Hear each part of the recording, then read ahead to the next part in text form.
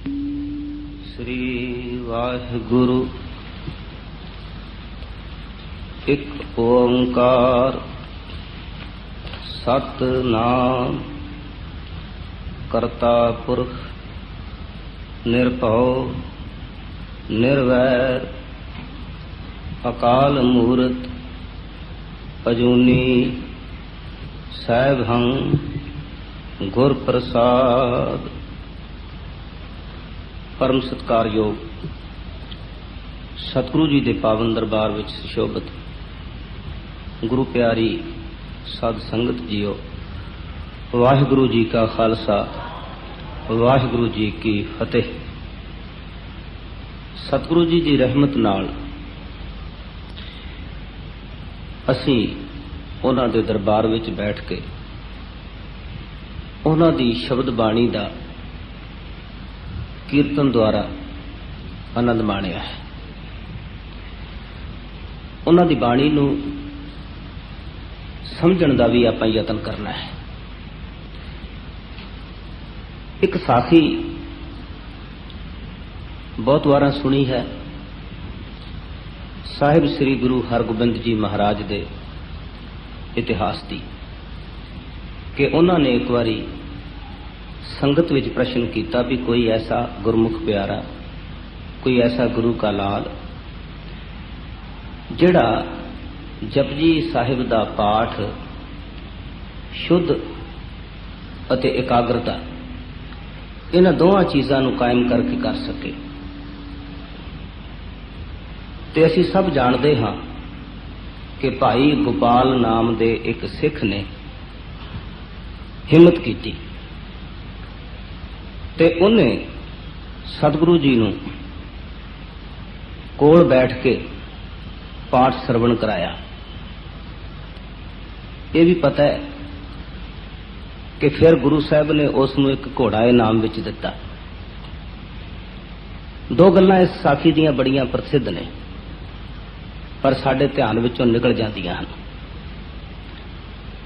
पहली गल सी कि सिख वल्लों पाठ की शुद्धता एकाग्रता लिव दी सुरत दी टिका दी गल जे वो कायम रहिंदी तां सतगुरु उस सिख नूं अपने सिंघासन उत्ते अपने नाल बहाउण वास्ते तत्पर सन ते उहदे मन विच फुरना आ गया कि सतगुरु जे प्रसन्न हन ते मैनू वो कीमती घोड़ा जिहड़ा कल ही आया दरबार विच भेटा विच मैनू मिलना चाहिए। एक गल याद रखनी, ये साखी इस गल का प्रतीक है कि जे असीं कामना दे वस विच शब्द बाणी पाठ कीर्तन करांगे तो सिर्फ कामना ही पूरी होएगी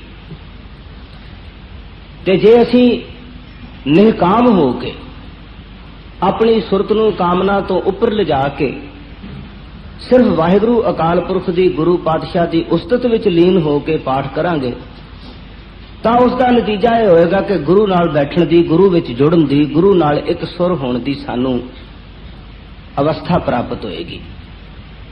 हुण ये फैसला असां करना है कि असीं गुरु नाल एकमिक होना है या अपनी किसी लालसा ते कामना नाल जुड़ना है। कामना नाल जुड़िया होया मनुख मुक्त नहीं हो सकता, एक धार्मिक सिद्धांत है। ते निष्काम होया मनुख क्योंकि उहदे अंदर मंग कोई नहीं, लोभ लालच ते स्वार्थ कोई नहीं, वो वाहिगुरु अकाल पुरख विच लीन होएगा, उहदा होर कोई थां ठिकाना नहीं। ये साखी इस गल नूं प्रगट करती है। पर इस साखी विच यह भी रहस्य है कि यह एकाग्रता एक सुरता उदों ही आएगी जदों मनुख जो कुछ पढ़ रहा है, जो कुछ बोल रहा है, उसनूं पता होवे भी इस दे अर्थ की ने, इस दे भाव की ने। नहीं तो मन जिहड़ा ना वो कदे इस पासे नूं उडेगा, कदे उस पासे नूं, उहदे अंदर एकाग्रता पैदा नहीं होएगी।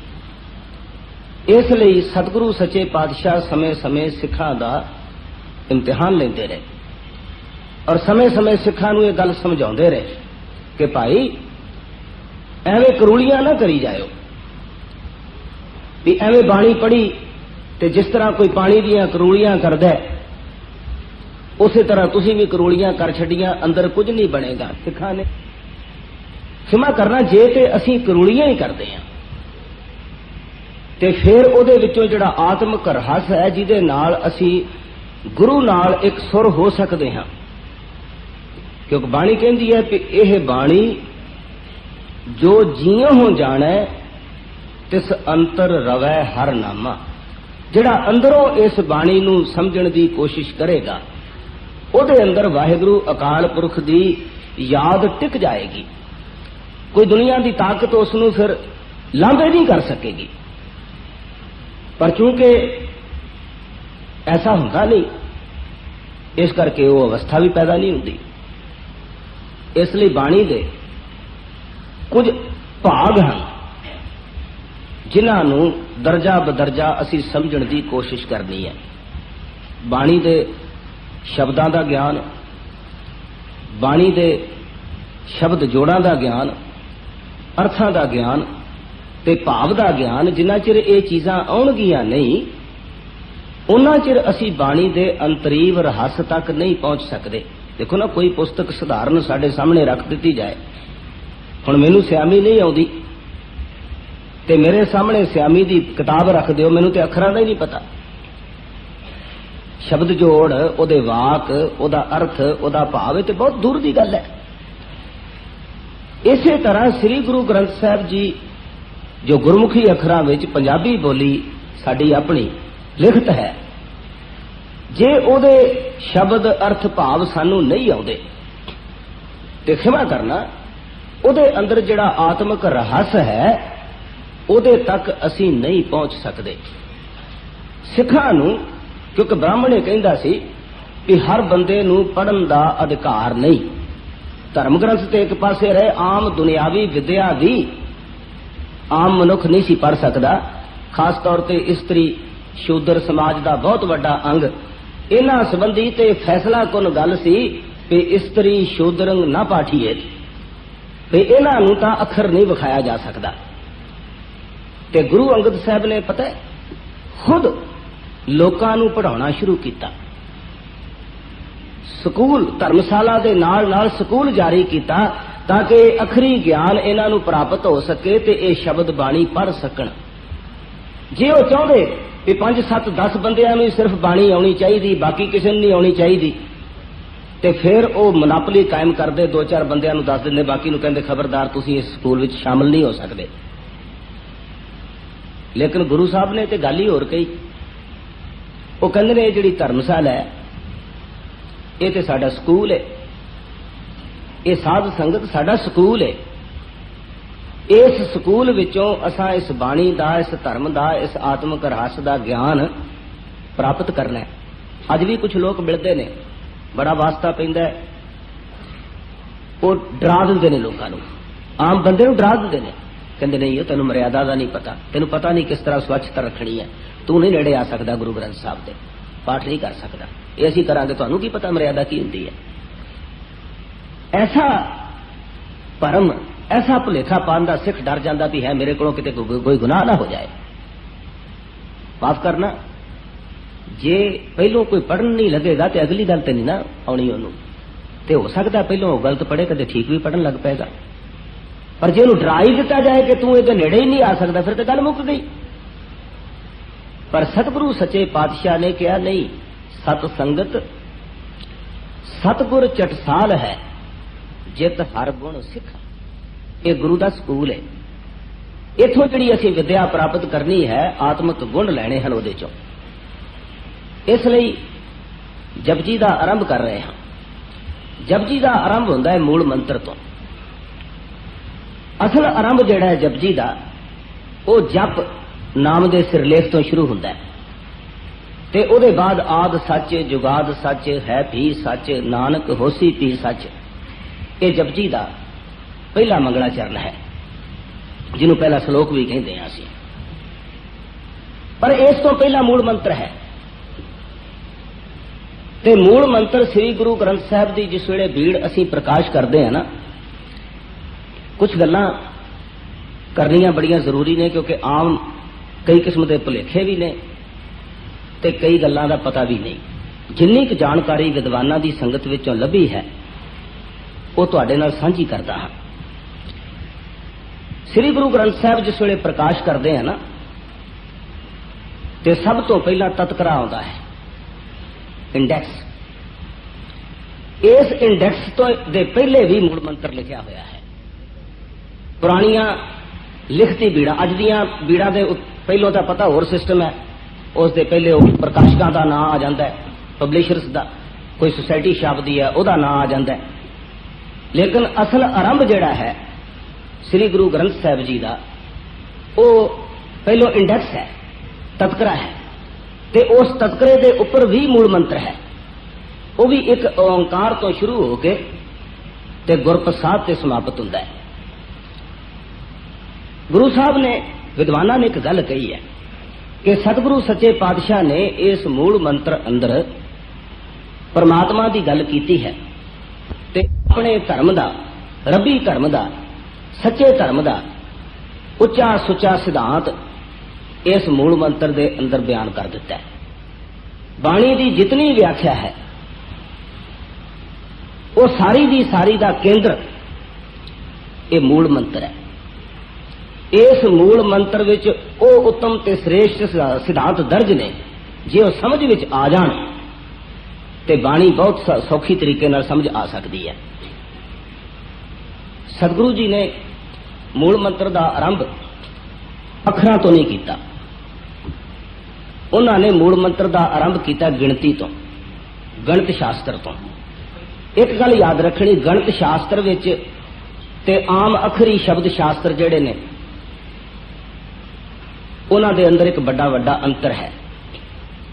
अखरां दे तोड़ तोड़ के कई अर्थ लोकी कर दिंदे आ, लेकिन जिहड़ी गिणती है, गिणती दे अखर नूं तोड़ के तुसी दूसरा अर्थ नहीं कर सकते।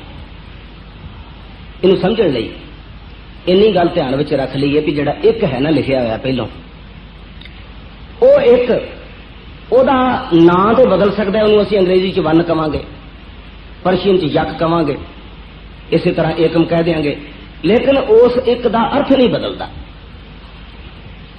गुरु साहब चाहते ना तो ईड़ी सियारी कक्का एक भी उत्थे लिख सकते सी, क्योंकि प्रोनाउंसिएशन तो यही है ना।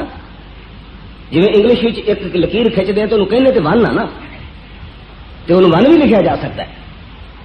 इसी तरह गुरु साहब उसनूं ईड़ी सियारी कक्का एक भी लिख सकते सी, पर एक नहीं लिखा। क्यों? क्योंकि साडे जिहड़े भाषाई विद्वान ने ना, खास तौर पर हिंदुस्तान में रिवायत रही है। प्रोफैसर साहब से हुणी एक गल दसदे सीगे, वो कहंदे ऐसियां पुस्तकां मिलदियां संस्कृत च कि एक तरीके नाल उहनूं पढ़ो तो महाभारत है, जे उहनूं दूसरे तरीके नाल पढ़ो तो रामायण बन जाती है। यानी कि शब्दां दे हेर फेर तोड़ फोड़ नाल ये भाषा की अमीरी दीयां गल्लां हन।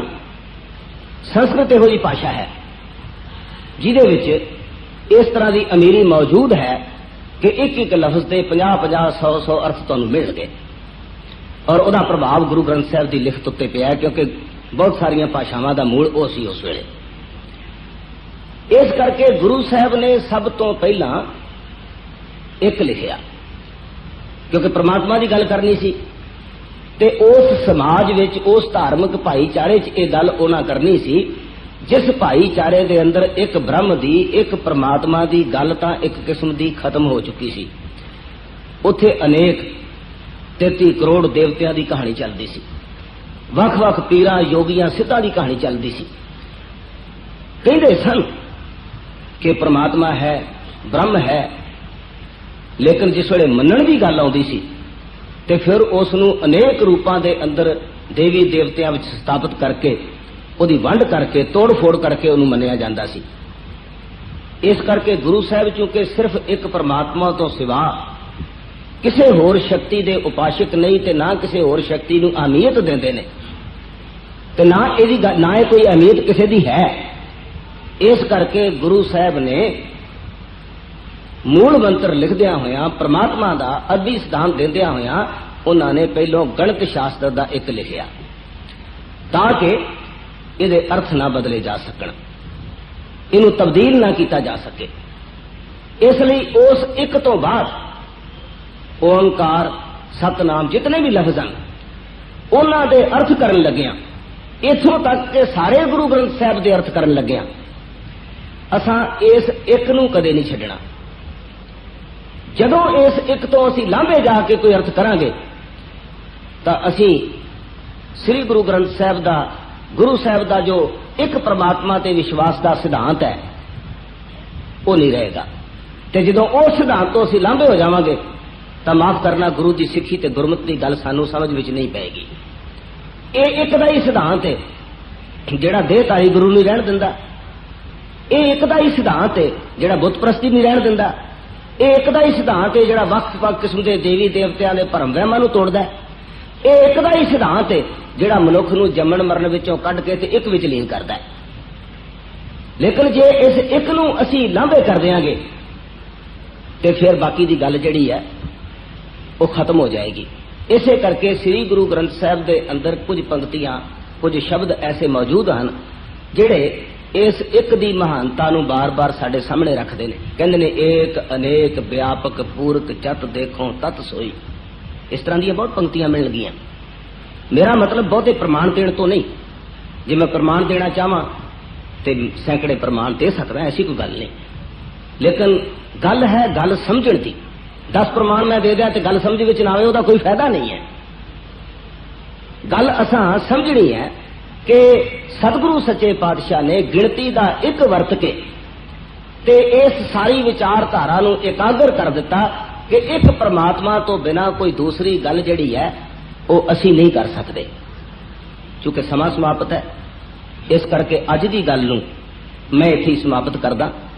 अगले अखर शब्द उन्हां दी विचार उन्हां दे संबंध विच जो कुछ विस्तार है वो हौली हौली तुहाडे नाल मैं साझा करन दा यतन करांगा। लेकिन इस एक दी गल नूं आपां ध्यान विच रखना, क्योंकि ये गल चेते रखनी कि जे अज दी गल समझ विच नहीं आएगी तां कल दी भी नहीं आएगी। ये सिलसिला है, ये नहीं कि किते कोई गल कर दी गई है किते कोई गल कर दी गई है। ये तरतीबवार सिलसिलेवार सारी गलबात लिखी गई है ते असीं उहनूं सिलसिलेवार ही समझण दी कोशिश करनी है, ताकि जदों असीं एक ओंकार सतनाम करता पुरख असीं मूल मंत्र दा उचारण करिए ते साडे ध्यान विच ये गल होवे भी इहदा भाव की है। फिर ते ये पढ़िया होया फिर ये सुनिया होया सार्थक होएगा ते अंदर वसेगा। ते जे सानू पता ही नहीं तो फिर तो वह गल है ना कि जे ब्राह्मण संस्कृत के श्लोक पढ़ रहा तो असीं कहने भी एक कुछ चीज रोड पे खड़काउंदा है, पता नहीं की कह रहा। ये ठीक है, असीं सुन के रस माणते हाँ, लेकिन वो कन रस है। वो तो इधरों सुनिया इधरों निकल गया नहीं। इसनूं दिमाग की सुरत विच लियाउणा है ताकि ये गल कदे भुले ना कदे विसरे ना। तो जदों ये विसरी ना तो अंत वेले ये ना विसरना ही काम आएगा, क्योंकि फिर सुरत उत्थे जाएगी, फिर सुरत की पकड़ उत्थे होगी। तो इन्हें अखरां नाल ही अज दी विचार समाप्त करदा होया खिमा दा जाचक हां। वाहिगुरू जी का खालसा वाहिगुरू जी की फतेह।